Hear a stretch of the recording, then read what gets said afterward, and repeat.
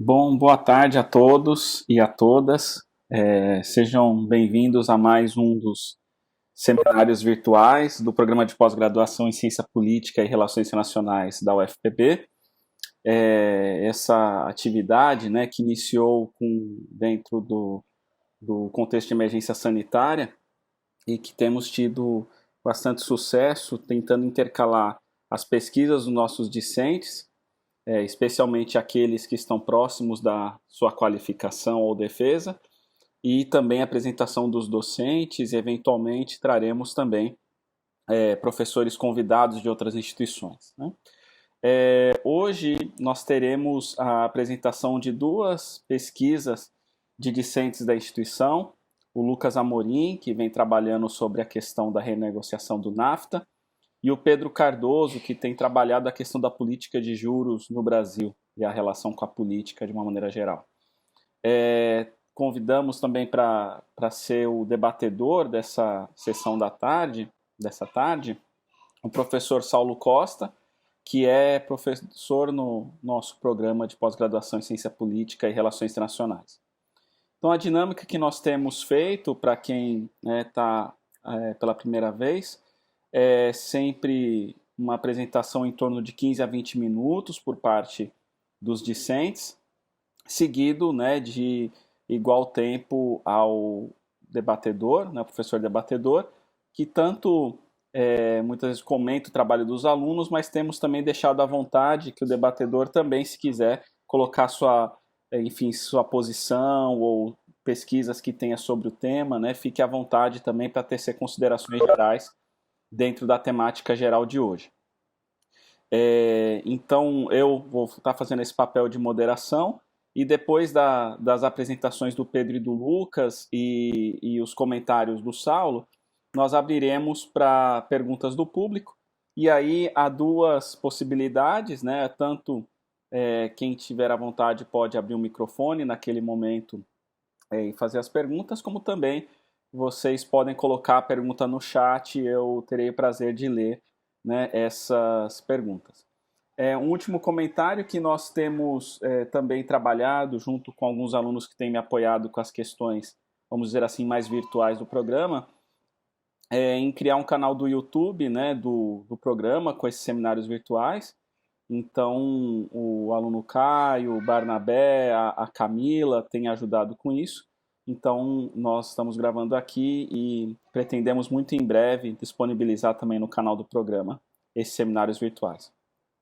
Então, feita essa introdução, eu vou passar a palavra para o Lucas ou para o Pedro. Fiquem à vontade, entre vocês, quem que sentir mais à vontade de apresentar primeiro. E aí, enfim, em seguida, o professor Saulo.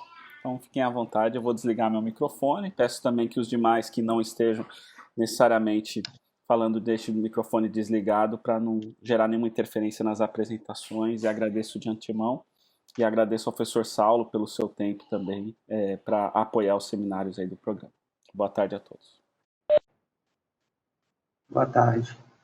Se o Pedro não se incomodar, eu vou começar então minha apresentação. Muito obrigado pelo espaço, ao programa, né, e pelas contribuições. Eu cumprimento o professor Saulo também, que vai fazer os comentários a respeito do trabalho. Deixa eu colocar aqui um cronômetro para eu acompanhar o meu tempo, né, para não exceder. Então, o meu trabalho ele é sobre a renegociação do NAFTA, né. Antes de começar o tema em si, eu vou fazer um pequeno comentário sobre o que é um acordo de investimento, né? Porque a gente está mais acostumado, principalmente a gente que é de relações internacionais, a acordos de comércio, acordos de livre comércio, uniões aduaneiras, etc., né?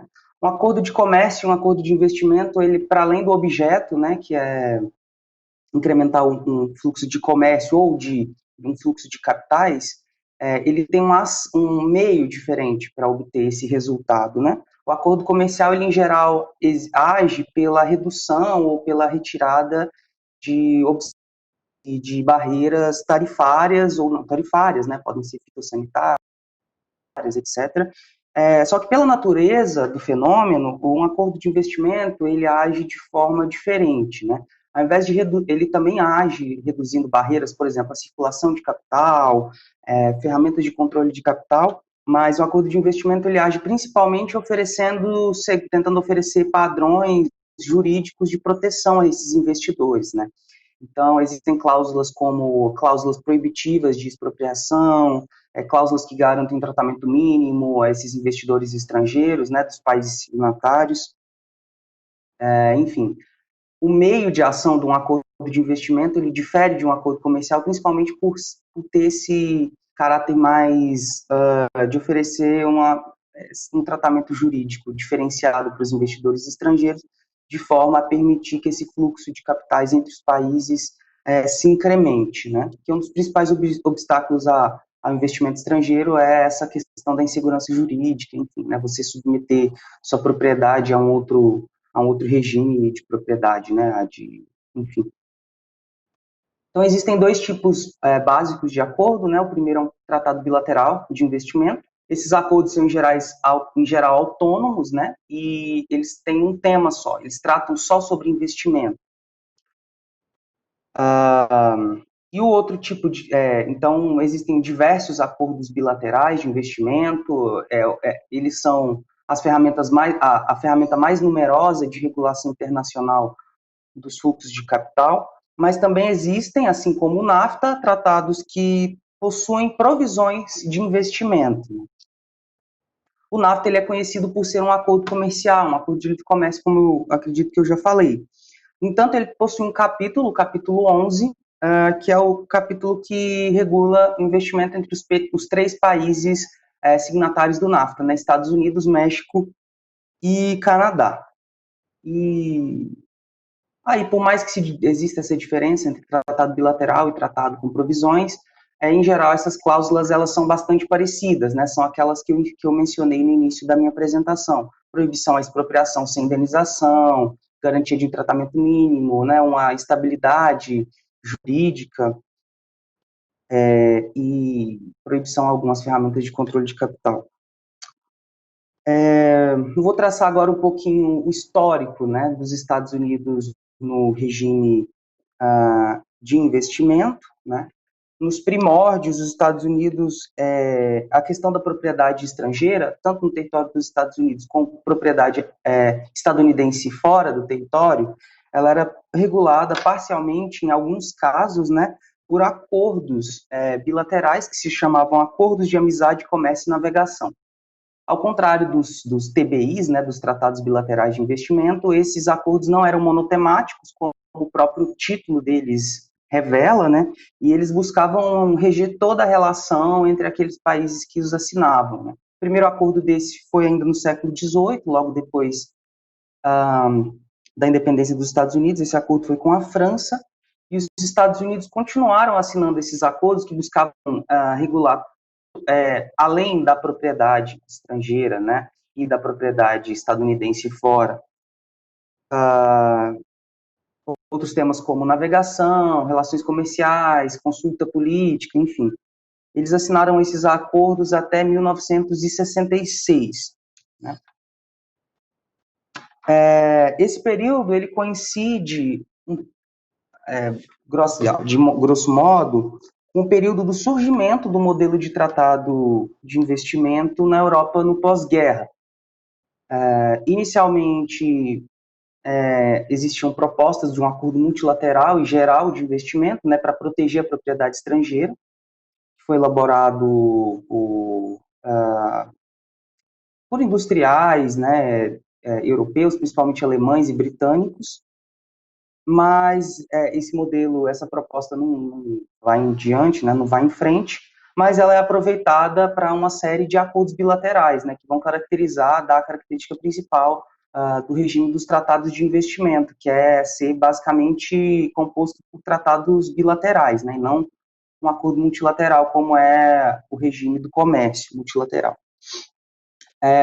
Esses tratados e a assinatura desses tratados tem um caráter fortemente pós-colonial, né, e tem o objetivo de substituir as preferências imperiais que existiam com os impérios coloniais, enfim, né.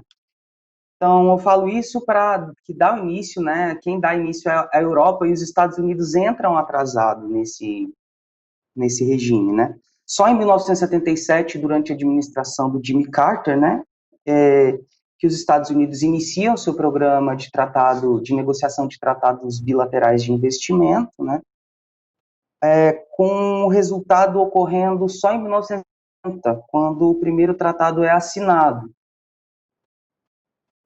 Desde então, muitas evoluções ocorreram no programa de tratado de investimentos dos Estados Unidos, né.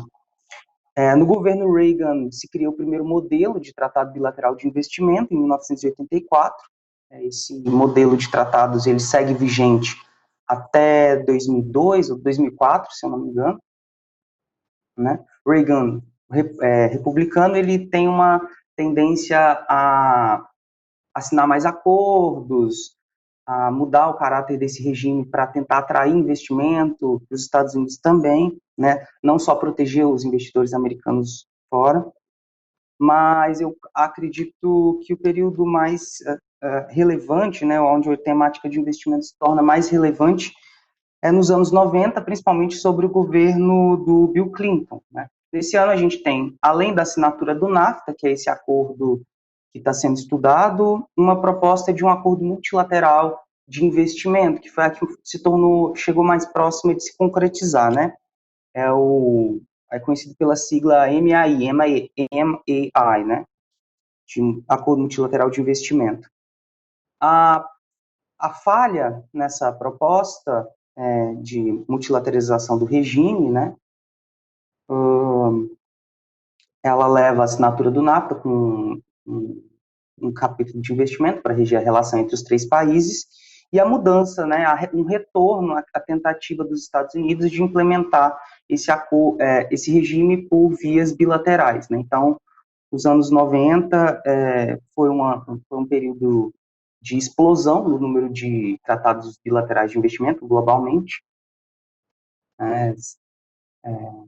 Existem, inclusive, gráficos assim que você pode claramente ver que nos anos 90 o número de acordos bilaterais ele explode, né? Não só nos Estados Unidos, mas no mundo todo.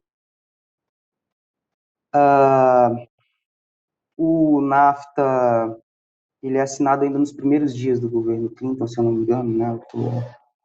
No início do governo, né? Ele foi negociado pela administração republicana, né? Só para me corrigir.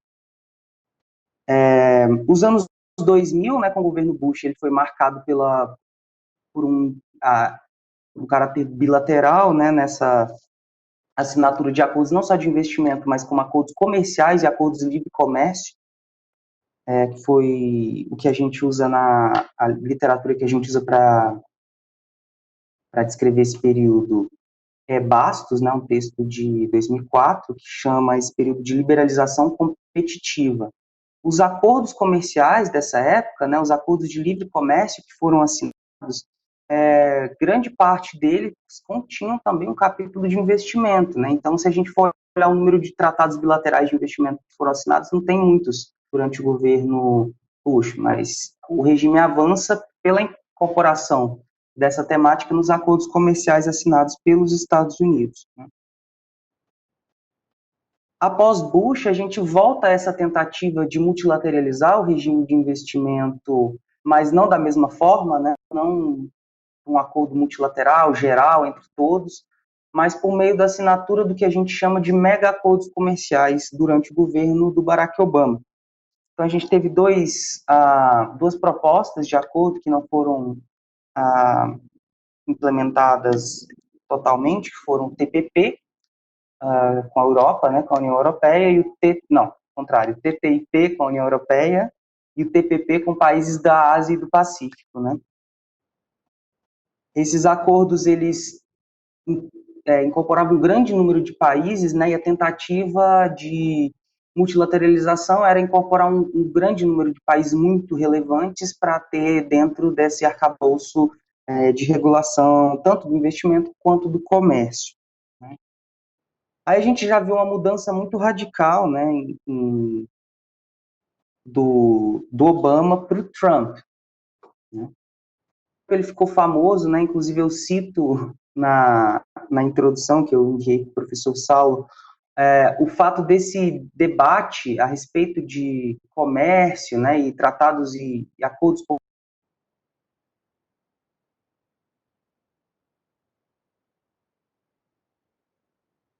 Trump citar muito essa temática durante a campanha presidencial, né? Inclusive ficou famosa a frase que ele falou que o NAFTA era um pior acordo.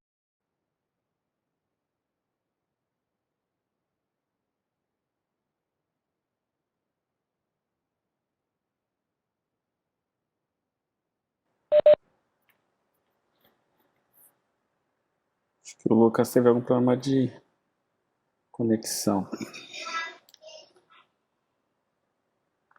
Só dar alguns minutos.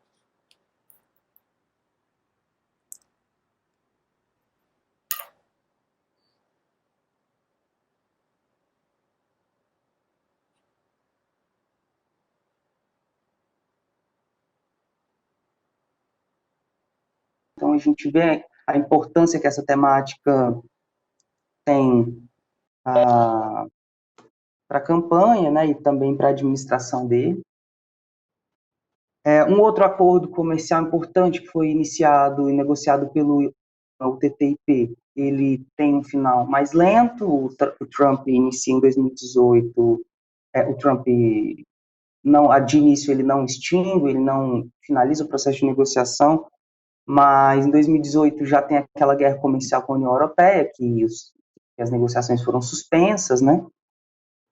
Então, só em 2019, né, não foi os Estados Unidos, mas a Europa que afirmou que o acordo estava obsoleto e que já não seria mais negociado naqueles termos. Mais importante para a minha dissertação, né, no caso, é a tentativa de renegociação do NAFTA, né? Ainda no primeiro semestre do governo, o representante de comércio notifica o Congresso da intenção da administração em negociar o acordo. Isso aconteceu no dia 18 de maio de 2017. E o processo de negociação, ele dura até 2019, até dezembro de 2019, no dia 10, né? Inclusive, eu aproveito a oportunidade para corrigir um errinho de digitação lá no trabalho que eu enviei para o professor Saulo, né? Não faz sentido eu dizer dezembro de 2020. A assinatura dessa versão definitiva pelos 3 países foi feita em 2019, no final do mês, do ano, e a março desse ano foi ratificado, né? Então, aí a gente tem o acordo já com possibilidade de entrar em vigor em breve. Mas a pergunta que fica para a gente tentar resolver, né, durante a dissertação é por que os Estados Unidos buscam renegociar as provisões de investimento do NAFTA, né? Existem muitas razões que a gente pode pensar que essa é uma posição contraintuitiva, né, ou até mesmo contrária aos interesses dos Estados Unidos, né? Eu vou explorar algumas agora. A primeira seria uma tese meio que de crise do regime, né? Que o regime de investimento ele está meio que em crise atualmente, principalmente com uma revogação, denúncia de tratados de investimento por vários países, inclusive países latino-americanos, né? Pela percepção que eles afetam, que eles são injustos ou que eles impedem a implementação de políticas públicas, principalmente por países em desenvolvimento, né?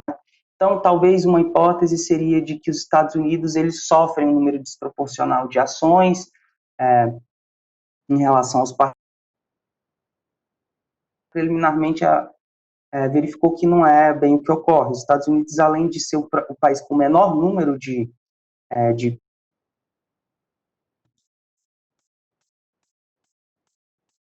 ele é o país não entendi se a internet caiu, mas enfim, continua. Ele é o país que nunca foi condenado, né, em processo arbitral no âmbito do NAFTA. Então, inicialmente a gente vê que essa não é a hipótese mais plausível, né? Uma outra seria uma tentativa de retorno, né, do caráter norte-sul, que era fortemente presente nesse regime em anos anteriores. Então, antigamente era muito comum que os acordos fossem entre um parceiro desenvolvido e um país em desenvolvimento. Então, a gente via claramente quem era que ia fornecer o fluxo de capital e quem ia recebê-lo, né? E isso implica numa assimetria da relação jurídica, porque a obrigação recai sobre o país que recebe o investimento, né? Enfim, no caso, a tentativa poderia ser, né, de recalibrar o NAFTA, né, ou esse acordo para que o México fosse o grande alvo de ações, né? Ela pode explicar algumas alterações, essa hipótese, ela pode ah, explicar parcialmente algumas alterações que foram propostas pelo Trump ao acordo, como principalmente limitar, né, a algumas áreas temáticas específicas a possibilidade de arbitragem entre o México e os Estados Unidos, né? Mas ela não explica tudo, né? Então, dentro dos Estados Unidos, investidores estadunidenses se opõem a, a essa renegociação do NAFTA, né? Não só devido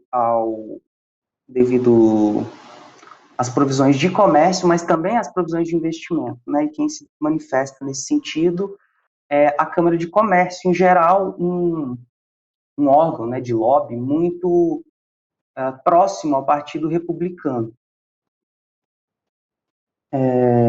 A nossa hipótese que a gente apresenta, né, como hipótese de trabalho seria uma baseada no trabalho do pesquisador Stokes, que é de 2018, que ela não verse especificamente sobre o NAFTA, né, ou sobre as renegociações comerciais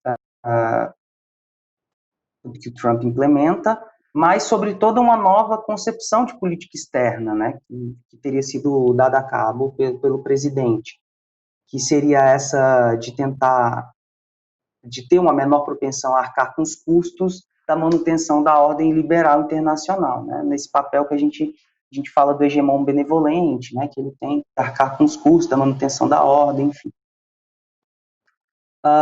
Essa política não reflete só nas renegociações de investimento e comércio com o NAFTA, mas no posicionamento do país em relação a temas como o Brexit, a própria manutenção da OTAN e também o regime multilateral de comércio, né? Para o mercado interno, né, para o eleitorado estadunidense, isso foi vendido pelo Trump, especialmente com uma parcela da população que não é atendida pela política pró-comércio, principalmente dos governos democratas, né, que precedem o Trump, e que se veem fortemente afetadas pelo deslocamento certo, eu já estou encaminhando para o final, que se vê afetada pelo deslocamento de indústrias americanas em busca de custos de produção e mão de obra mais baratos, né? Então, o discurso da administração para o público interno é essa da existência de um trade-off entre investimento estrangeiro e emprego, né? Então, essa é a grande é o discurso que é dado pelo presidente, né, e pelo próprio representante de comércio para justificar essa renegociação, né, não só do NAFTA. Enfim, pelo próprio formato da minha apresentação e do tema, né, a gente percebe que vai ser um trabalho que vai seguir uma lógica qualitativa, né, para tentar entender a fundo esse caso, né, que é a renegociação do NAFTA, de forma a compreender não só as variáveis que influenciaram esse processo, mas também o posicionamento, os interesses dos agentes políticos, né, políticos profissionais, grupos de pressão e lobby de investidores que, entre outros, né, eu cito até mesmo a declaração de uma central sindical norte-americana que apoiou a renegociação do NAFTA, né, e que é interessante, né, os sindicatos apoiarem a renegociação do Trump, enquanto os lobbies tradicionalmente republicanos a criticam. A estrutura que a gente propõe para essa dissertação se compõe de 3 capítulos, né? O primeiro deles, a gente vai fazer uma revisão histórica do papel dos Estados Unidos na construção do regime de tratados de investimento. Então, a ideia seria trazer, desde os primórdios, né, desde essa construção desse regime e da participação dos Estados Unidos por meio da assinatura desses tratados de amizade, comércio e navegação, até o governo mais recente, né, os megacodes comerciais que foram propostos pelo governo Obama. No segundo capítulo, pretende analisar essas mudanças que foram postas em efeito pela assinatura desse acordo que recebe o nome USMCA, né, Acordo Estados Unidos, México e Canadá,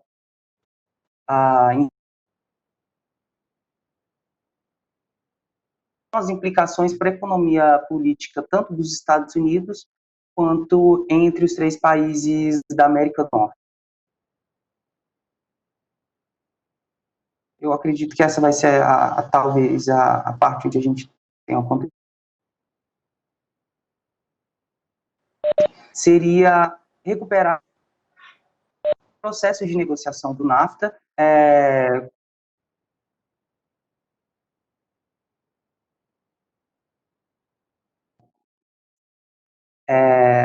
a gente já identificou os obstáculos, né, preliminares para a realização dessa fase da pesquisa, como, por exemplo, a existência de um acordo de sigilo sobre o processo de negociação, né, sobre as atas, né, que inclusive não, eu já entrei em contato com o escritório do representante de comércio e essas atas não foram mantidas, né, do processo de, mas já temos um número que nós acreditamos suficiente de informações e de outras fontes, né, principalmente declarações de posições das partes, participação de atores relevantes, né, como o próprio representante de comércio, em reuniões de comissões legislativas, né, do Congresso norte-americano, e outros documentos oficiais produzidos por órgãos envolvidos no processo de negociação. E também uma quantidade muito grande de matérias jornalísticas, né, que versam sobre esse processo de negociação que foi tão relevante. E outras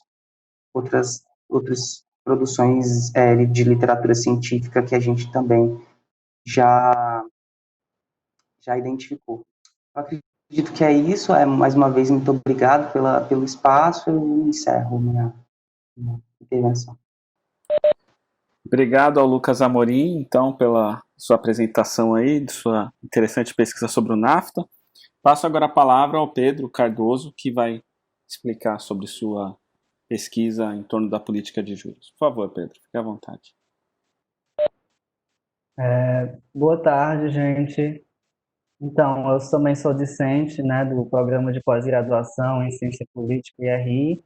E antes de começar, deixa eu tentar aqui compartilhar os slides que eu fiz para a apresentação. E aí vocês me falam se não estiver aparecendo, eu peço que me avisem, né, porque eu ainda sou um pouco, ainda não entendo muito bem dessa ferramenta, mas vamos lá. Está aparecendo?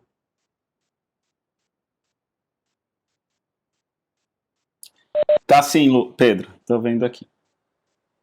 Tá, obrigado.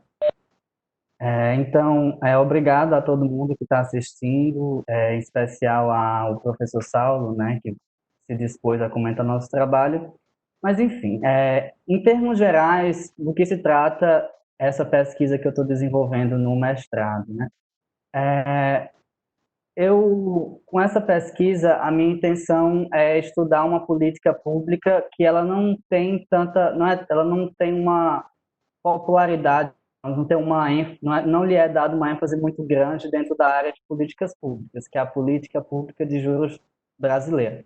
E o que eu quero dizer com isso, né, antes de entrar em detalhes, do que se trata essa política?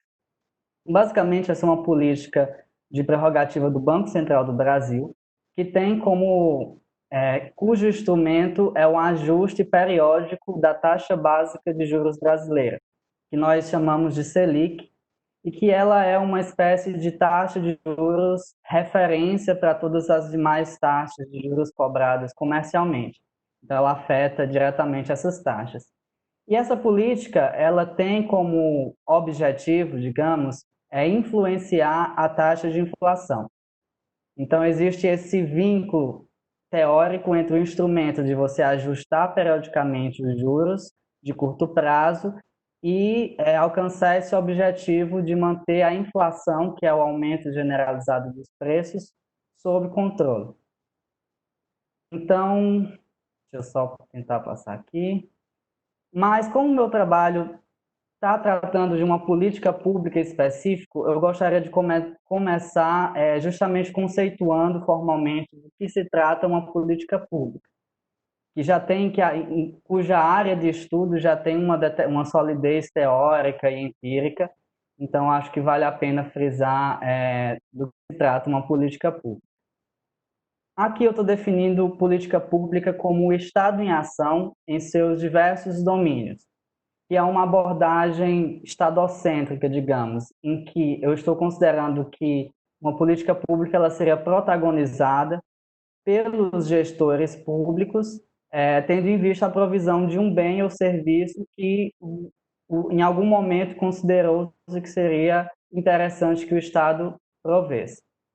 Outra forma de a gente visualizar uma política pública conceitualmente é dando uma ênfase ao foco da política, que é resolver um determinado problema ou inconveniente público.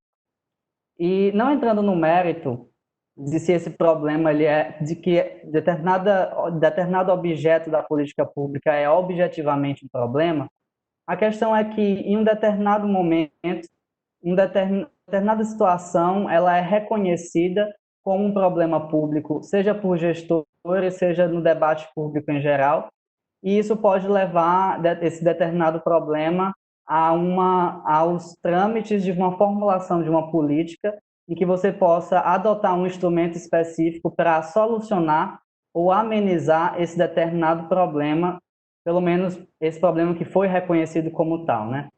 E se a formulação ela tiver sucesso, então você tem a intervenção do governo, né? A execução da política pública propriamente dita. Você tem um objetivo, toda política pública ela tem um objetivo. É desejável que esse objetivo seja explícito, mas nem sempre é assim. Às vezes o objetivo de uma política ela pode estar implícito ou ser mesmo ambígua, mas a questão é que toda política pública ela tem um instrumento e esse instrumento vai estar orientado para um objetivo, seja ele qual for. E seja qual for também a consistência entre essas duas dimensões, né? Então, conceituando de uma maneira geral, eu estou definindo aqui a política pública como o Estado em ação com vias a gerar um bem ou serviço mediante instrumentos orientados por objetivos implícitos ou explícitos.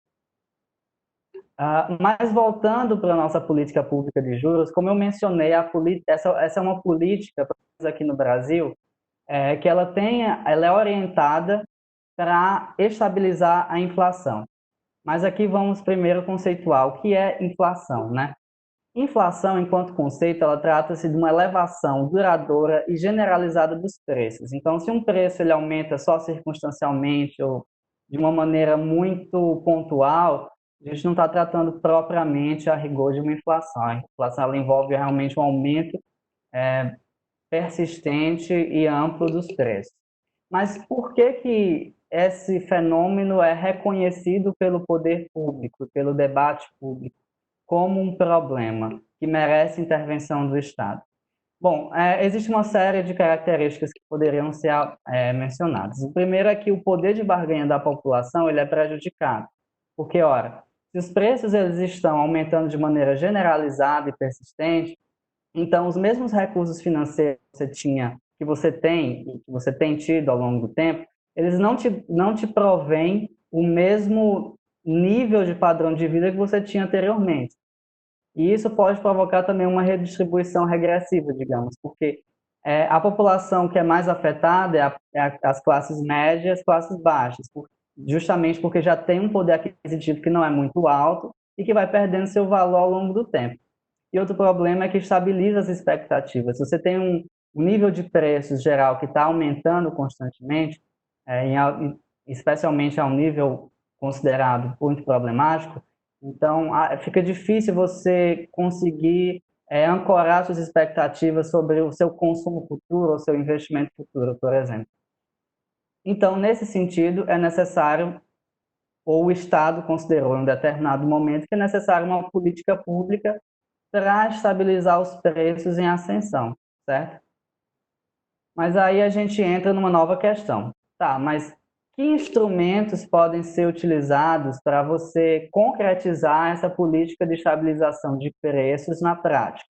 E quando foi que o Brasil, como se chegou a esse ponto em que o Brasil começou a utilizar a sua política de juros quase que essencialmente ou majoritariamente para lidar com o nível geral de preços, né? Então, qual que é o contexto desses instrumentos? Bom, a inflação, ela é discutida já, a discussão sobre a inflação ela é de longa data. Desde o século XVI, a inflação já era um problema que era reconhecido e que as pessoas consideravam que sim, nós precisamos de uma política para ser capaz de amenizá-la, solucioná-la, seja o que for. Então, não que uma teoria tenha se formado imediatamente, da noite para o dia, mas desde o século XVI começou a se construir o que seria conhecido como uma teoria quantitativa da moeda. Segundo essa teoria, o volume de moeda, ou seja, o volume de dinheiro que está à disposição do público, ele determinaria a taxa de inflação. Qual que seria essa lógica? Quando a oferta de bens e serviços ela chegasse a um limite, quando há um aumento desproporcional de volume de moeda, então a população ela não ganha um poder de barganha maior, porque, no caso, a oferta de bens e serviços já está no limite. Então, esse aumento do volume de moeda ele acaba se traduzindo como o contrário, como uma perda do poder de barganha. Então, os preços acabam se elevando. A gente tem aqui essa equação, que é uma equação em que você está relacionando o P é o nível de inflação, seria igual ao volume de moeda multiplicado pela velocidade de circulação dessa moeda, que é constante, segundo a teoria, e dividido pelo volume de transações. Então, tendo firmado essa teoria, né, qual que seria o instrumento mais adequado para lidar com a inflação? E aí que surgiu a ideia de instrumentos baseados em quantidade. Esses são instrumentos que seriam executados pela autoridade monetária, ou seja, o Banco Central, enquanto emissor de moeda, ele teria que limitar de alguma forma a oferta monetária para impedir que a inflação ela atingisse níveis alarmantes, certo? Ou impedir que um surto inflacionário pudesse acontecer. No entanto, determinados pontos de inflexão, digamos, determinadas controvérsias surgiram em torno tanto dessa teoria quanto desse instrumento. Por exemplo, um ponto que é levantado em um determinado momento da história e que vai se desenvolvendo é a ideia de uma causalidade inversa. Ora, segundo quem utiliza esse argumento, de fato, inflação e moeda estão correlacionados. Mas para essas pessoas que têm como argumento, como crítica a ideia de causalidade inversa, na verdade, o problema da teoria quantitativa da moeda, a TQM, seria que a causalidade está no sentido errado. No caso, na verdade, não é o volume de moeda que determina o nível de preço, seria o contrário. Na verdade, taxas de inflação maiores fazem com que haja necessidade de um maior volume monetário justamente para poder as transações comerciais acontecerem. Outro ponto de inflexão é a questão da endogeneidade, porque os proponentes da teoria quantitativa eles vão defender que a moeda ela é um fator exógeno, ou seja, o Banco Central exogenamente oferta moeda, aumenta a liquidez, né? Aumenta o volume de moeda. Mas o que alguns especialistas vão afirmar é que a moeda ela tem um caráter endógeno, ou seja, o próprio desenvolvimento da economia, né, os próprios ciclos econômicos, a tecnologia, tudo isso faz com que a moeda ela tenha um caráter endógeno. Então, em determinados períodos, você necessita de um maior volume de moeda e outros você necessita de um menor volume. Então, a moeda ela não é puramente exógena, ela tem um caráter endógeno. Mas quando as coisas vão começar, digamos, realmente a tomar um uma cor, né, um traço mais definitivo, esse camarada aqui, William Phillips, em 1959, ele publica um trabalho que tem uma grande influência até hoje. O que esse camarada fez foi, ele pegou duas longas séries históricas, uma para a taxa de inflação e outra para a taxa de desemprego para o Reino Unido. E ele correlacionou, digamos, estudou a relação entre essas duas variáveis ao longo do tempo. E o que ele percebeu, que hoje nós chamamos de curva de Phillips, é que uma maior taxa de desemprego ela está relacionada a uma menor taxa de inflação. E uma menor taxa de desemprego está relacionada a uma maior taxa de inflação.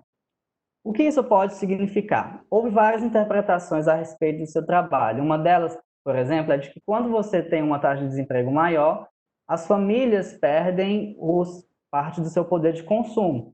Então, os preços eles acabam se reduzindo ou arrefecendo um pouco, a inflação acaba diminuindo justamente porque as famílias estão consumindo menos. E aí que vem a ideia de não é daí que vem, mas isso representa o que a gente chamaria de uma inflação de demanda, ou seja, seria a ideia de que quando tem muito consumo, muita gente consumindo, uma atividade econômica muito forte, você tende a ter uma inflação maior.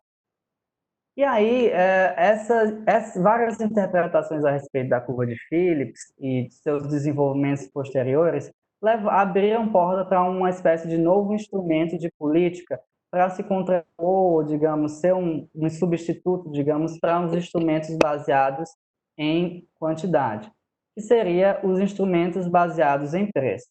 Então, um novo consenso foi se formando na segunda metade do século passado, que enfatiza esse trade-off entre inflação e nível de desemprego. E esses instrumentos baseados em preços, eles estão justamente interessados em você encarecer o crédito para reduzir o consumo, reduzir o investimento, de certa forma aumentar um pouco a taxa de desemprego para você reduzir a inflação. E como que você encarece o crédito? Encarecendo os juros de curto prazo. E aí a gente conclui esse ciclo desse contexto, né? Então, voltando para o Brasil. Mas aí você pode se perguntar, tá, mas política de juros, ela não necessariamente ela pode ser utilizada para inflação, né? O Banco Central pode, como tem feito, diminuir os juros justamente para, por exemplo, tentar aquecer a economia. Existem essas outras aplicações dos juros, ou aumentar muito os juros para influenciar o câmbio. Mas o detalhe aqui é que a partir de junho de 1999, o Brasil adotou o chamado regime de metas de inflação. Eu não gosto, ou não sei se é devido chamar esse regime como uma política pública, mas eu diria mais que é uma abordagem que disciplina a política monetária, dando-lhe uma direção específica. A partir daí, a taxa básica de juros, a política de juros, ela passou a ter como objetivo predominante, majoritário, e obviamente existe uma flexibilidade, mas o objetivo primordial seria estabilizar a inflação dentro desse nexo que eu mencionei. Aumenta os juros de curto prazo, reduz a atividade econômica e reduz a inflação. E esse regime de metas, ele produz o que a gente chama de uma âncora nominal. O que é isso? Todos os anos, o Estado brasileiro ele fixa um intervalo dentro do qual a inflação tem que terminar.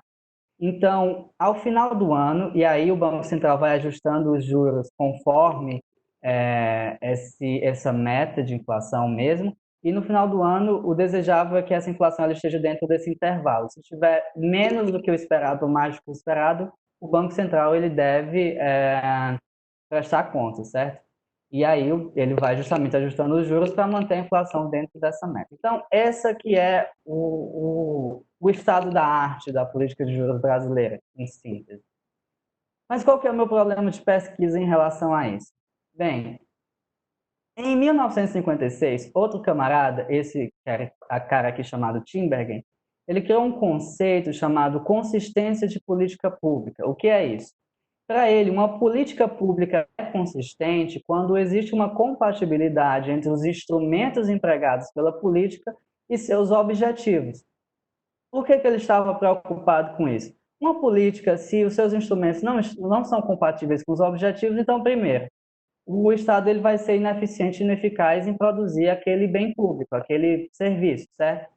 Segundo, além disso, o uso de um instrumento pode interferir em outros instrumentos. Então, você pode não estar alcançando o objetivo e ainda estar prejudicando a eficácia de outros instrumentos, criando outros problemas. No contexto da política pública de juros, ainda ressaltaria uma terceira questão, que é justamente o próprio custo da política, né? A política de juros, aquela coisa, aquela velha história, não existe almoço grátis, né? Então, se você aumenta os juros para diminuir a inflação, um detalhe, por exemplo, é que isso afeta a dívida pública. A dívida pública encarece com o aumento dos juros também. Então, existe um custo. Mas esse custo ele é justificado? Então, o meu trabalho ele gira justamente em torno de tentar procurar evidências para essa suposta consistência, certo? E aí vem minha pergunta de pesquisa. O padrão da política pública de juros no Brasil é um instrumento adequado para alcançar seu objetivo de estabilização dos preços? E aí eu tomo como hipótese a seguinte afirmação: a taxa básica de juros brasileira, Selic, apresenta relação negativa em relação ao nível geral de preços, ou seja, a inflação. Opa, desculpa. Certo. E aí eu vou apresentar minha metodologia e meus resultados parciais, né?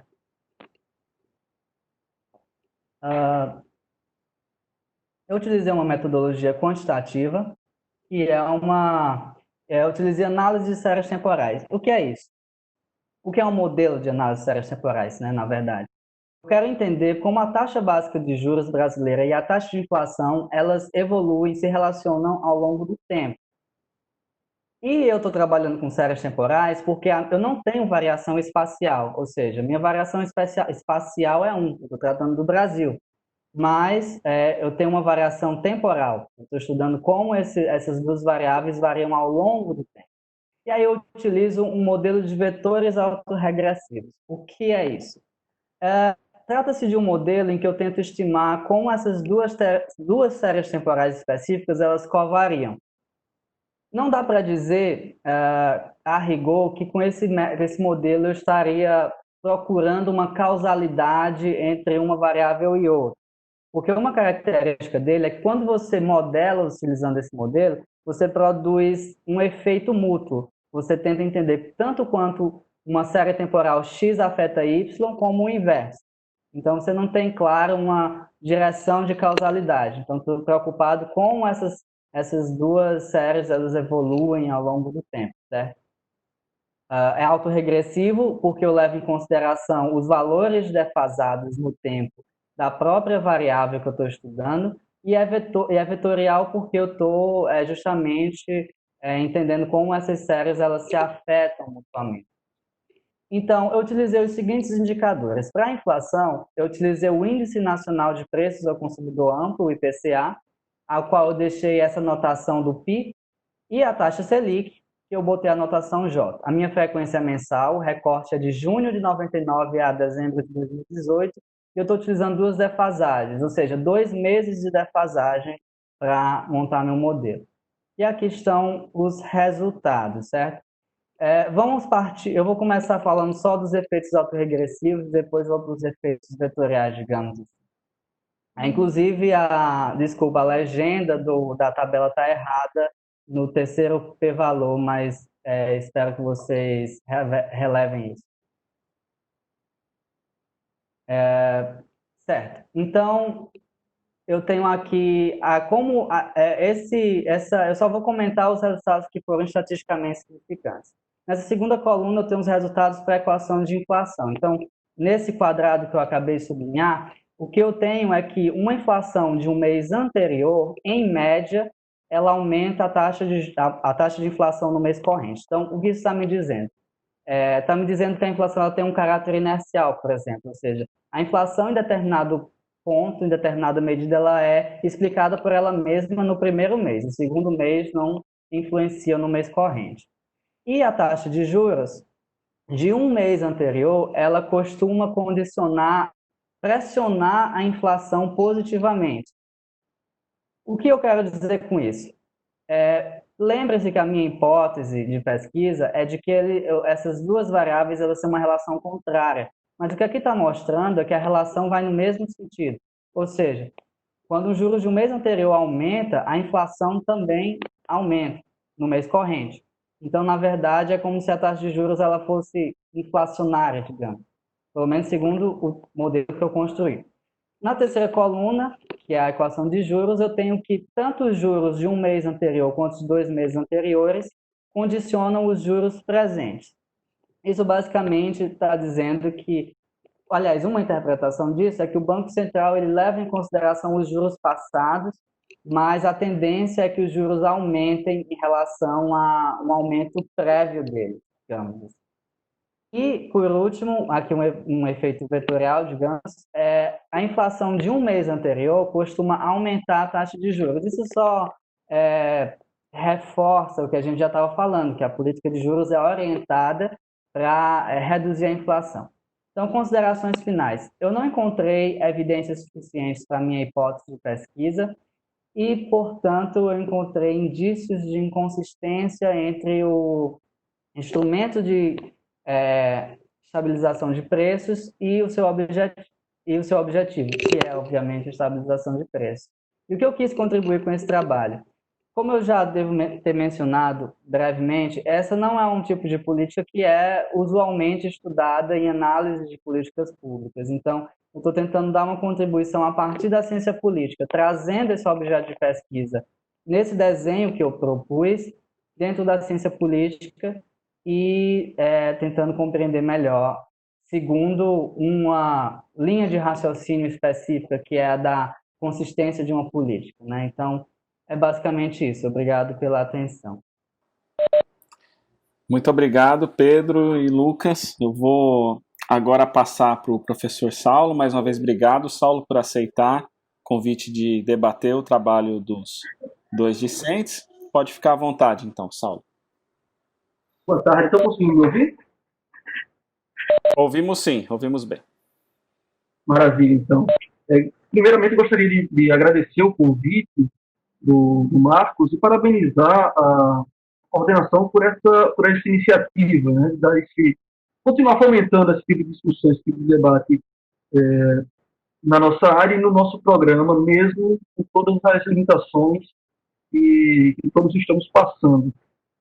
Seja os alunos com o desafio de manter o ritmo de pesquisa e de trabalho, né, e de manter a sanidade também, por que não?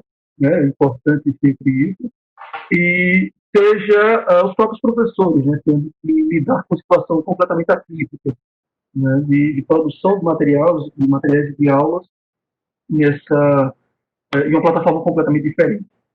Certo? Bom, eu fiquei feliz com os dois trabalhos que me foram enviados. Certo? Obviamente, são dois trabalhos que têm duas propostas completamente diferentes e duas abordagens também diferentes. Né? O trabalho do Lucas, eu acredito que por estar mais relacionado com as relações internacionais, ele tem aquela característica mais estadística que é peculiar das relações internacionais, pelo menos no estágio atual, que eu consigo identificar. Né? Então, por exemplo, tem uma preocupação muito maior com a apreciação de uma história de todo o processo de construção dos tratados do que, por exemplo, o trabalho do Pedro, que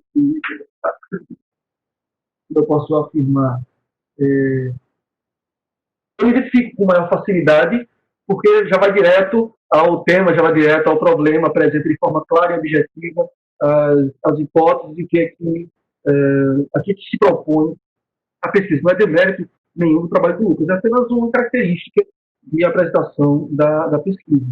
Certo? Dito isso, o trabalho do Lucas ele transita pela trajetória mesmo de construção desses regimes de acordos comerciais, né? E o que me incomodou no trabalho foi justamente a parte metodológica, Lucas. Eu queria aquela coisa, né? Eu sou professor também do programa de pós-graduação de Relações Internacionais estadual, né? E é sempre uma briga, uma tensão positiva, né, com os meninos lá, de, bom, você tem uma ideia, você tem algo de uma relevância para a academia, para ser discutido, para ser apresentado. No entanto, os trabalhos de relações internacionais que eu pego normalmente, eles encontram como principal barreira, como principal gargalo, a disponibilidade de dados. E aí, quando eu vou para a última página do seu trabalho, putz, aí o cara lança lá tem uma frase sua, né, que diz, olha, mas está difícil de conseguir. Uma das principais limitações de trabalho é justamente a disponibilidade de informações, se tratar de um acordo sigiloso ainda, essa coisa toda. E por isso eu vou utilizar, você diz mais ou menos isso, né? Vou utilizar documentos, entrevistas, enfim, uma fonte, uma forma indireta de tentar observar esse fenômeno, né? E aí você diz, não, vai ser uma pesquisa qualitativa, estudo de caso. E isso me causa um estranhamento, né? Mas me causa uma certa preocupação, porque eu queria ver de forma mais detalhada essa tua metodologia, né? Eu tenho um medo muito grande de que, não estou dizendo que esse é o caso, tá, Lucas? Às vezes os alunos eles têm uma resistência por métodos quantitativos, por exemplo, de achar que métodos quantitativos são difíceis ou alguma coisa assim. Não. Método quantitativo é fácil. Método qualitativo é difícil.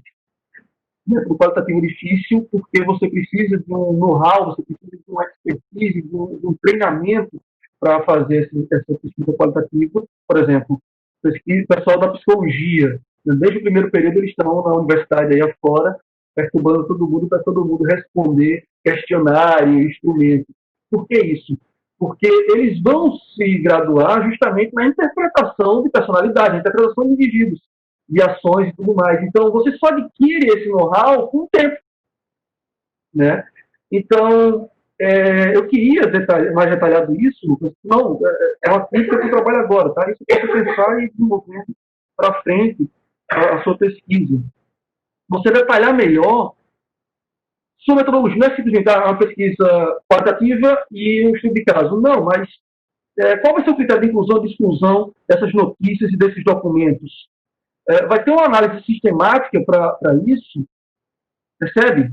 Então, tem uma série de ferramentas dentro da metodologia qualitativa que você pode utilizar para melhor apreender esse teu objeto de análise, certo? Porque senão se você não tem esse ritual bem estabelecido, ex-ante, pode calhar de você simplesmente pegar essa ou aquela notícia, esse ou aquele pronunciamento que vai simplesmente embasar aquilo que você já definiu antes, percebe?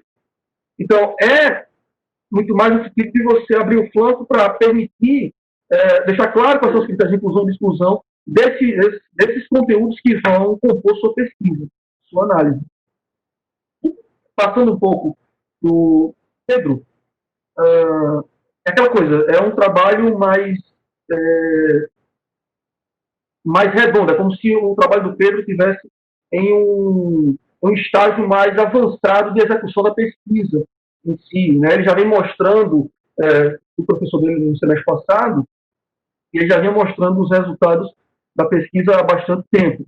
Até porque é o seguinte, o Pedro, ele, pelo que eu me recordo, é um tema que ele vem trabalhando desde a graduação, não é isso, Pedro?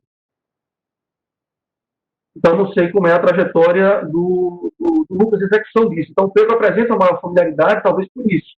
Né? Ele está num estágio mais avançado de execução da pesquisa, certo? E talvez a própria natureza do tema, do objeto que ele se propõe a analisar. Né? Você já tem ali uma metodologia mais clara, uma forma mais clara de como encarar o problema.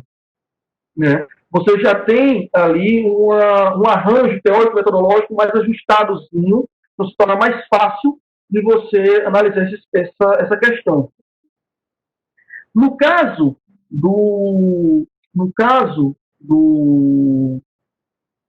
da taxa de juros, aquela pergunta que sempre me incomoda. Né? Ora, se até então não tem, não tem, não há condições de afirmar que essa política pública, esse instrumento de execução, ele surte o efeito a qual se propõe, o arranjo institucional ele não se mantém no tempo simplesmente porque ele é bom ou ele é o melhor, não. Né? Ele, na verdade, às vezes, você tem uma política pública que se mantém no tempo, você tem um arranjo institucional que se mantém no tempo, justamente porque, de alguma forma, ele consegue se manter. Lembra de que, por exemplo, a polícia ela não existe para acabar completamente com o crime. Né? A polícia, por exemplo, ela tem que manter um crime controlado até determinado ponto, onde ela justifique sua existência e seu recurso. Se ela dizima completamente, se o crime deixa de existir, a própria organização ela perde importância, ela perde serventia, ela passa de ter sentido enfim, perde margem de manobra, não, está faltando ar, está faltando as palavras. Ela perde não dialogar, ela perde barganha, poder de barganha. Certo? Então, talvez, não é uma pergunta que caiba ao trabalho do Pedro, mas, ora, em se chegando à conclusão de que a política básica de juros, a Selic, ela não, de fato, ela não funciona para um controle inflacionário, será que quem está ganhando com isso, ou qual seria o principal elemento a ser perdão, o principal elemento a ser contemplado, quais são os grupos de interesse que estão sendo contemplados por essa política básica de juros. Certo? Essa análise dos grupos de interesse e, de certa forma, esse tipo de análise de quem está por trás, ou, por exemplo, no trabalho do Lucas, os lobbies que estão por trás de defender ou atacar determinado arranjo institucional, esse tipo de análise é que, bom, não é quanti, é quali por excelência, certo? E enriquece enormemente, enriqueceria enormemente tanto o trabalho do Lucas quanto o trabalho do Pedro. Só que, veja, é aquele momento que você está jogando ideia e carne aos leões, né? Tem que ver até que ponto, quais são os limites de vocês para avançar com esse ou aquele desenho de pesquisa. Certo? Por exemplo, o Pedro, você trabalhar com dados quantitativos, com dados secundários, é muito mais fácil. É muito mais fácil de tocar isso. Você já tem uma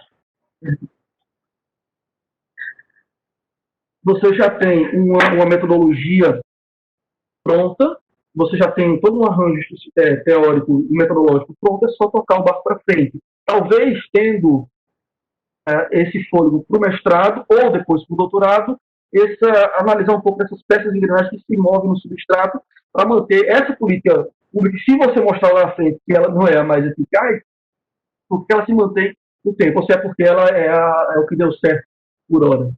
Certo?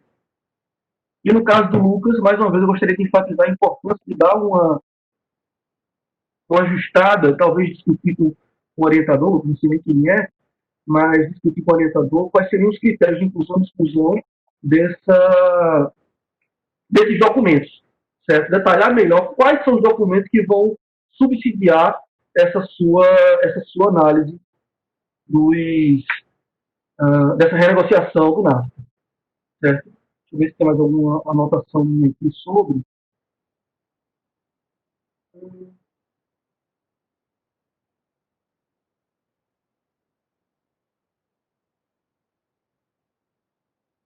Será que conseguiria, Lucas?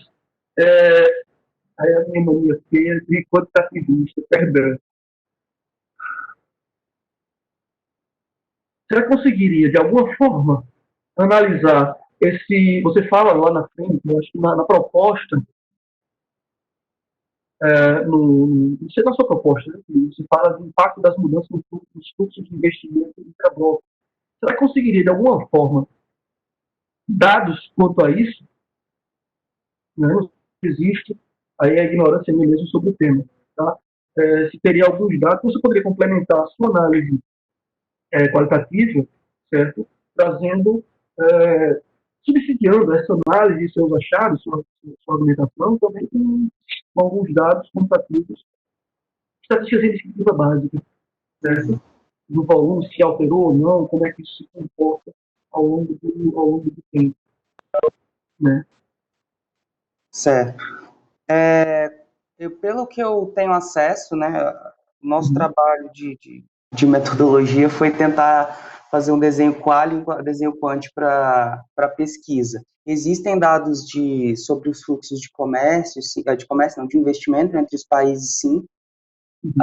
Então talvez seria uma boa ideia aí para esse segundo capítulo, fazer uma análise desses dados, sim. Eu acho que seria possível dentro do prazo proposto. Em relação ao comentário dos critérios de infusão, é porque eles ainda estão em construção, né? Mas é uma preocupação que a gente tem, inclusive eu e meu orientador, que é o Henrique. Legal. É o Henrique. A gente está tentando entrar em contato com um pesquisador que ele faz esse tipo de pesquisa, utilizando principalmente como fonte de dados matérias, né? Da empresa. Então, a ideia seria isso com a fineza e com a preocupação melhor, que eu ainda não tinha como apresentar nesse momento, né? Então, é uma contribuição bastante relevante. Muito obrigado. Porque uma coisa, Lucas, que me vem à cabeça é o seguinte, tá, beleza. O NAFTA é o pior, cadê? Você fala aqui, né? Acho que é o Trump que fala, é o pior acordo já feito, alguma coisa assim, né? Talvez pegar na turma da economia, não sei se daria para fazer essa análise, trabalhos que se debruçaram sobre esses fluxos, certo? E se de fato esse acordo que estava em vigência até então, ele foi tão nefasto assim para a economia norte-americana ou não, certo? Não sei até que ponto você conseguiria essas informações ou se tem trabalho já sobre isso. Mas olha só, imagina só que você apresenta já no capítulo, diz, olha, o Trump afirma que é o pior acordo de todos, mas será que é apenas uma bravata, porque ele quer renegociar os termos, ou se de fato isso trouxe prejuízo de alguma maneira para a economia norte-americana, né? Só esse tipo de análise, com esse dado estatístico, certo? Estatístico sim, mas meramente descritivo, já seria um artigo legal para você publicar aí com o seu orientador, certo? Bota a frase no título, será que é? Né? E se você mostra que não, ou que sim, e sim ou que não, né? Você já tem aí um prato cheio. De repente, talvez tenha algum trabalho com utentes que estão à frente dessa renegociação desses termos, algum trabalho já nesse sentido. Talvez valesse a pena dar uma conferida. Certo? Talvez valesse a pena dar uma conferida nisso. Ok. Bom, obrigado, Saulo, pelos excelentes comentários. Com certeza vai ajudar muito os alunos, né, que têm aí previsto a sua qualificação nos próximos meses.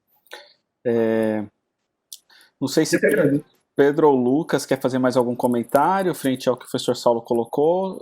Caso não, eu vou passar a pergunta do público. Vocês querem tecer mais algum? Deixo vocês à vontade. Só agradecer mesmo os comentários, que foram bastante relevantes.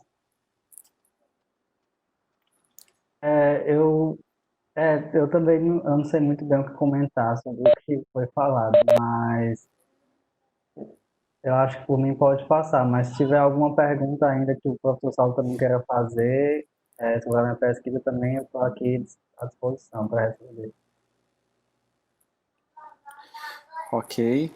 Bom, então eu vou passar a palavra para o Brian, que também é aluno do nosso programa, que queria fazer uma pergunta. Brian, fique à vontade. Obrigado, professor. Me ouve?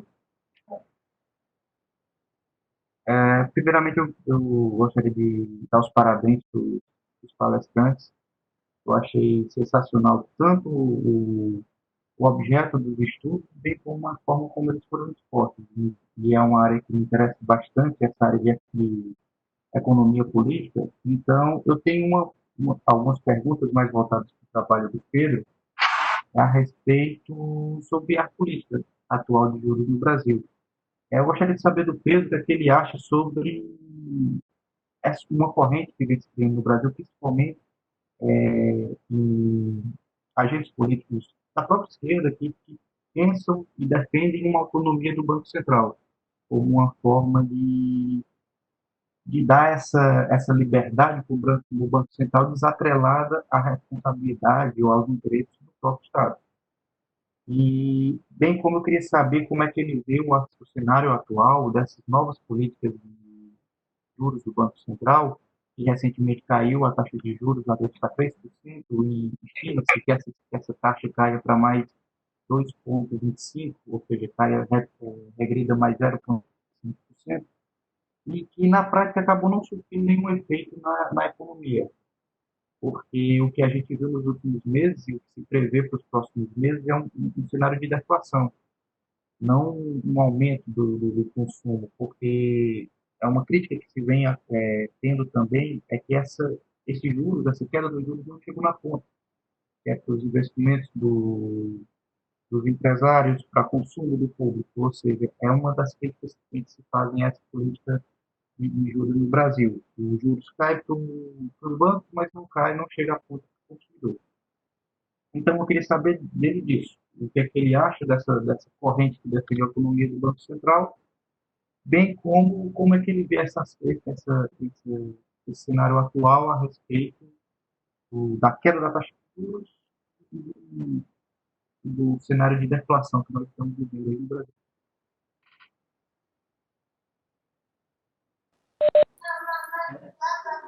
Eu respondo agora ou... Pode responder. Pode responder. Tá.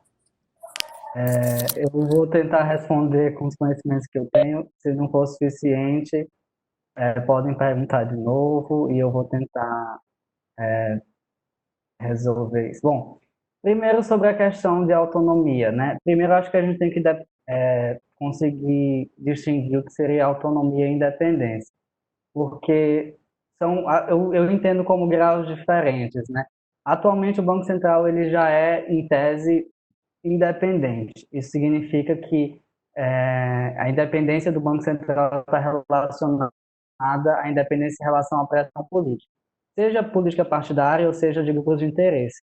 E a ideia de uma independência do Banco Central é a ideia de que ela possa conduzir a sua política, por exemplo, a sua política monetária, a política de juros, segundo procedimentos claros, objetivos claros, que no nosso caso a gente sabe qual que é, enfim, arrefecer a taxa de inflação e obviamente também existe uma certa flexibilidade, mas a gente tem um regime de metas justamente para tentar disciplinar essa política e tentar insular o Banco Central, digamos, dessas pressões. A autonomia eu já vejo como uma situação em que o Banco Central ele estaria mais isolado ainda em relação às demais instituições. E aí eu acho que nós temos, como que eu vejo esse debate? Eu acho que tem uma complicação aí. Eu acho que existe um déficit, primeiro a gente tem que reconhecer que existe um déficit democrático envolvendo você cada mais isolar o Banco Central em relação às outras instituições. Porque é como se você estivesse dizendo que um determinado instrumento é um instrumento importante no sentido de prover um determinado bem público, mas o que acontece, por exemplo, se a população tiver interesse em algum outro tipo de instrumento ou tiver interesse em algum outro tipo de política, né? Então, existe um déficit democrático. Claro, você tem a questão da prestação de contas horizontal, isso é um detalhe importante na independência e na autonomia, no sentido de que o Banco Central ele tem que prestar contas, mas ele presta contas relacionado ao, como é que eu posso dizer, o modus operandi em que ele opera aquela política. O modo de operar a política é essa. e ele tem que prestar conta se ele se desviar dessa norma. Então, eu particularmente acho que a ideia de uma autonomia ela é problemática. Eu acho que é necessário talvez até talvez entender a integração do Banco Central até dentro de botando aqui em termos bem, talvez até um pouquinho esdrúxulos, mas dentro de uma ideia de checks and balances também, né? O Banco Central ele também tem que, não pode estar ele não é uma instituição que deve estar completamente à revelia das demais instituições. Então, acho que tem que haver um limite. Agora, isso em relação ao, né? A independência já é uma realidade, apesar de também haver certos questionamentos, né? De vez em quando, às vezes alguém menciona, não, o Banco Central ele se curvou em relação a determinado grupo, o Banco Central ele está, por exemplo, às vezes se comenta que as taxas de juros do Brasil já foram muito altas, de forma a atender os interesses do mercado dos investidores financeiros. Então existe todo um aspecto em relação a isso, é uma independência que já é questionável. Então, mais ou menos por aí. Talvez a minha resposta não tenha sido tão suficiente, mas vamos lá. Quanto a essa questão, você mencionou que o Banco Central ele tem reduzido a inflação, desculpa, a inflação ela tem reduzido por si mesmo, né? Porque a atividade econômica está no nível muito baixo. Mas tem reduzido a Selic, isso não chega na ponta. Realmente é complicado você pensar como isso pode chegar na ponta por uma série de motivos. Primeiro, porque a gente já tem uma concentração bancária. Esse é um problema que é levantado até quando você vai relacionar a política de juros enquanto instrumento de redução da inflação. Por quê? Se você já tem uma concentração bancária muito alta, então é natural que os juros já sejam altos. Então, se você aumenta ou diminui a Selic, pode ter um incremento nesses juros comerciais, mas não é um incremento, é um incremento muito marginal, digamos. Então, essa é a crítica que é feita. Então, realmente, reduzir a taxa de Selic, eu acho que nesse contexto é importante, porque a gente já está aí prevendo que a gente não vai ter crescimento, a gente está diante de uma redução da atividade econômica, então acho que é importante que a taxa Selic ela se mantenha baixa. Mas, realmente, eu acho difícil que isso tenha realmente um efeito significativo, essa redução. Desculpa. Enfim, em relação a como o Banco Central tem atuado, é uma situação complicada, né, atípica, porque a gente está no contexto de uma pandemia. Então, primeiro, não tem como a gente se preocupar com o choque inflacionário atualmente, você colocou bem. Na verdade, a inflação está diminuindo, a gente está passando por uma deflação, na verdade. Então, não existe esse risco de uma pressão inflacionária, tanto é que, pelo menos o que os economistas têm dito, é que tanto a ideia de você injetar dinheiro na economia, quanto de você aumentar a dívida pública para arcar com os custos que o Estado tem que arcar nesse momento atípico, todos eles não têm capacidade suficiente para pressionar a inflação, né? Então, eu vejo mais ou menos isso, basicamente, né? Mas, enfim, o Banco Central ele tem uma orientação muito conservadora de uma forma ou de outra, mas é basicamente isso que eu vejo. Não sei se eu consegui responder direito, mas é basicamente isso.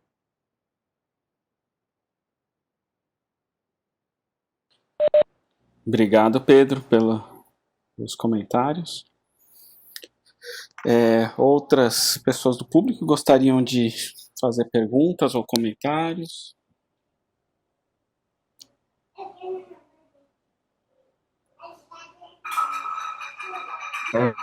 Eu gostaria só de completar o raciocínio do Pedro, professor, Sim, por favor. porque, como ele falou, não está tendo resposta no aumento do índice inflacionário, porque o que nós vemos é a diminuição da taxa de juros no Brasil, a gente vê um aumento, uma desvalorização do real, um aumento da taxa de câmbio, que teoricamente geraria também um aumento inflacionário, e o que a gente está vendo é justamente o contrário. O catatonismo econômico que vem se agravando e que vem impossibilitando esse aumento da atividade econômica. Então, é um momento bem interessante por isso. Eu acho que foi bem oportuno o posicionamento e a explicação do Pedro.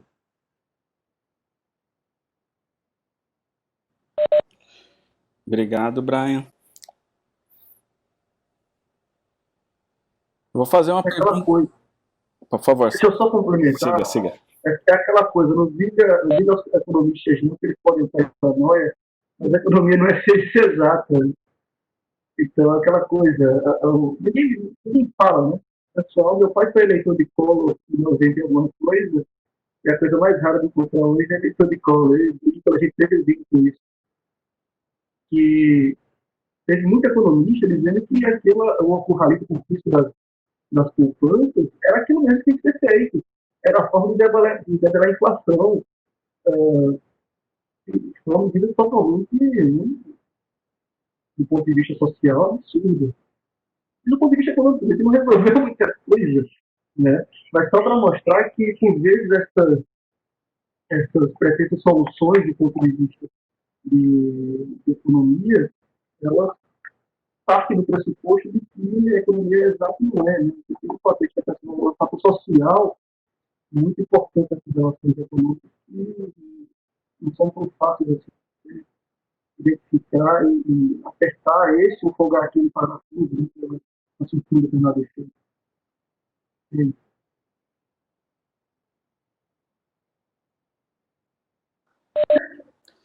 Obrigado.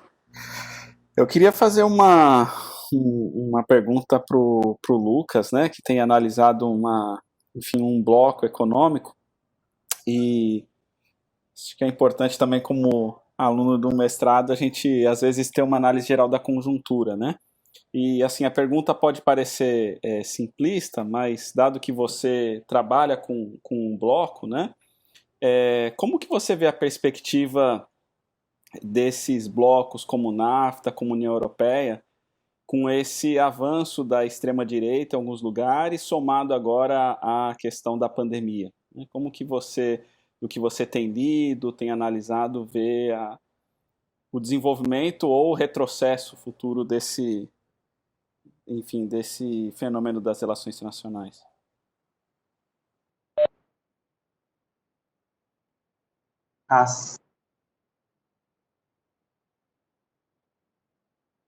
Eu estava no mudo, perdão. Pois então, eu uso as palavras aqui que o Henrique falou comigo. Às vezes, quando eles me falam para analisar a conjuntura, eu fico com medo de amanhã acontecer alguma coisa e tudo que eu falar hoje aqui por água abaixo. Mas, enfim, no caso específico do Trump, né, a gente vê essa tentativa de um retorno para uma política quase neomercantilista, né, tentar obter vantagens em todas as relações bilaterais, né, um abandono das instituições multilaterais. Então, eu vejo com bastante preocupação a ascensão de governos que eles enxergam a política e o comércio internacional dessa forma, né, de talvez um jogo de soma zero, não sei, eu não sei nem se eu tenho muita propriedade para falar sobre outros processos de integração, né? Mas como o texto que eu li que fala mais sobre isso é esse que eu utilizei para formular a hipótese, né? De que, no caso específico dos Estados Unidos, isso decorre de uma tentativa de se isentar dos custos, né, que enquanto hegemon, os Estados Unidos teriam de sustentar a ordem liberal internacional, né? À medida que os Estados Unidos eles se afastam desse papel, a gente vê todos os órgãos multilaterais mais fragilizados, né? Mais recentemente, o Trump falou da possibilidade de se retirar completamente da OMS, né? Inclusive já suspendeu o financiamento da organização, isso é muito preocupante, né? Enfim, mais dentro desse contexto de Covid e da crise econômica que a gente vai ver chegar após, né, a crise sanitária. É muito preocupante a gente ver, enfim, a grande potência ausentar desse papel. Eu acho que a gente, das relações internacionais, está sempre aguardando o momento que os Estados Unidos ele vai entrar em decadência ou em derrocada. E eu vejo com preocupação assim, o que vai substituir esse papel dos Estados Unidos, né? Uma vez que ele se ausenta desse papel de sustentar a ordem internacional, né? A ordem liberal internacional. Então, aí eu acho que, para além desse ponto aqui, eu não tenho muita propriedade para falar, né? O que vai vir substituir, talvez, se esse é um ano de campanha eleitoral nos Estados Unidos, né? Também dependendo do candidato que ganhar, a gente vai ter uma reformulação da política dos Estados Unidos, não só em questão comercial e econômica, mas, enfim, de todo o posicionamento da política externa do país. Então, é aquele momento que a gente tem que aguardar um pouco e ver o que vai acontecer de agora em diante. Ótimo, obrigado. Mais alguma pergunta ou comentário? Eu só queria comentar o que o Saulo falou, porque Sim, por favor. eu achei que foi um exemplo interessante, uma ilustração interessante para entender o meu trabalho, porque essa política de confisco da poupança, foi justamente uma tentativa de executar o que eu chamei nos meus slides de instrumento baseados em quantidade. Então, eles estavam se apoiando nessa ideia de que realmente se o que determina a inflação era o volume de moeda, então vamos confiscar a poupança e ver se a inflação diminui. Então, eu queria só enfatizar isso para entender não só a anacronia, digamos, dessa teoria, mas também reforçando o que o próprio Saulo falou, de que a economia não é uma ciência exata. E, na verdade, a macroeconomia, e aqui eu vou citar um economista, inclusive, que é o Flávio Rezende, que diz que, segundo ele, a macroeconomia não é simplesmente uma ciência social, mas é uma espécie de ciência política. Ele está trabalhando com instrumentos de política pública e você está trabalhando com várias situações da economia política que estão ali influenciando um resultado específico econômico, né? Então, envolve relações de poder, envolve um contexto político global, envolve todas essas coisas. Então, era só isso mesmo. Obrigado. Ótimo. Mais algum comentário? Marcos, só para Favorito. dar uma contribuição, e apenas uma frase, pegando o gancho do que Saulo falou e do que Pedro também acabou de falar, é lembrar uma frase de Keynes. Ele dizia em relação à economia, especificamente à macroeconomia. E Keynes dizia o seguinte, que entre o cálice e o lábio, muita coisa acontece. Então, de fato, a economia não é uma ciência exata, muito menos a macroeconomia, que na verdade é uma economia política. É uma ciência da política, onde você está trabalhando com agregados macro, que são agregados dos agentes econômicos. Só para deixar... Vou caçar seu registro no Conselho de Economia. Né? Mas só para fazer uma referência aqui a Keynes, que eu acho que nunca foi tão atual. Com certeza. Eu pensei em falar isso, mas eu disse, não, eu sempre falo isso, deixa aí. Muito bom. Bom, ótimo. Mais alguma participação, comentários? Bom, caso tenhamos, então, nós completamos aqui o nosso seminário virtual, mais um, né? Agradeço demais ao Pedro Cardoso, ao Lucas Amorim, ao Saulo Costa, né, por ter trazido esse diálogo da ciência política com a economia, importantíssimo também, e mostra que tanto nossos docentes como os nossos discentes, né, eles têm uma forte base interdisciplinar, como é importante na ciência política e nas relações internacionais. Concluo também convidando a todos para que na próxima quarta-feira que vem possam participar de mais um seminário, né? Vamos falar de democracia e populismo na Bolívia, com a pesquisa da discente Ana Carol Valdap e comentários da professora Luciana Aliaga. Então, já fica o convite, já podem espalhar entre amigos aí, para que, enfim, possam estar presentes na próxima quarta-feira. Então, mais uma vez, obrigado aí ao Pedro, ao Lucas e ao Saulo, e uma boa tarde para todos. Nós que agradecemos. Boa tarde.